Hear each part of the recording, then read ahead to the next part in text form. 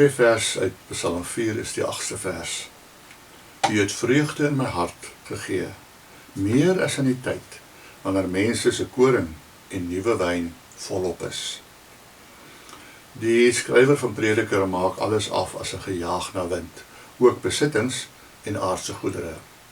Dawid is egter nie heeltemal so afbreekend in sy siening van materiële rykdom nie.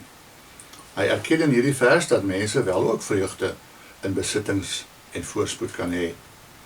Dit is egter nie vergelykbaar met die vreugde wat 'n mens in God het nie. Om God persoonlik te ken, bring oorvloedige vreugde. In hierdie psalm kontrasteer Dawid sy vreugde met die vreugde wat mense rondom hom ervaar. Daardie mense het dalk meer materiële rykdom, maar hulle plesier is niks in vergelyking met die vreugde wat God in 'n mens se hart gee nie. Die Bybel sê nie dat materiële rykdom sleg of onbelangrik is nie. Dit is net nie noodsaaklik vir 'n vervulde lewe nie, en dit is ook nie 'n waarborg vir blywende vreugde nie. Jou verhouding met God is baie belangriker. So Spreuke 15 vers 16 sê, 'n bietjie saam met ontzag vir die Here is beter as 'n groot skat met paniek daarby. Een rede waarom 'n lewe met God meer vreugde gee as aardse dinge, is dat dit langer hou. Wanneer ons sterf, kan ons nie ons besittings saamneem nie. Die lewe saam met God duur egter vir ewig en is baie meer stabiel. Hoewel ons verhouding met God ook hoogte en laagtepunte kan hê, is die bron van ons vreugde, God self, stabiel en eindeloos.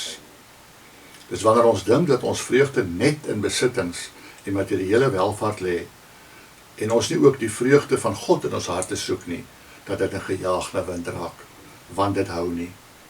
In Jeremia 2 vers 13 is die Here se klag, 2 wandade het my volk gepleeg.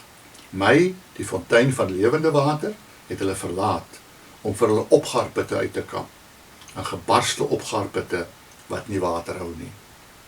Daarom het Jesus ook gesê, moenie vir julle skatte op aarde bymekaar maak nie, daar waar mot en roes verniel en waar diewe inbreek en steel. Maar maak vir julle skatte in die hemel bymekaar, daar waar mot en roes nie verniel nie, waar diewe nie inbreek en steel nie. Want waar jou skat is, daar sal jou hart ook wees. Waar is jou hart? Ervaar jy God se vreugde in jou hart?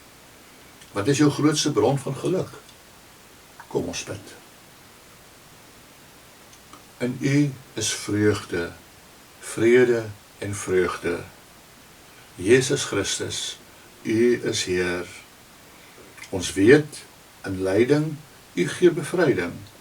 U bly steeds ons lofsang Heer. U breek die bande van skuld en skande. U wat vergewe, U laat ons lewe. In U is vreugde. Halleluja. Ons vrees geen dood meer.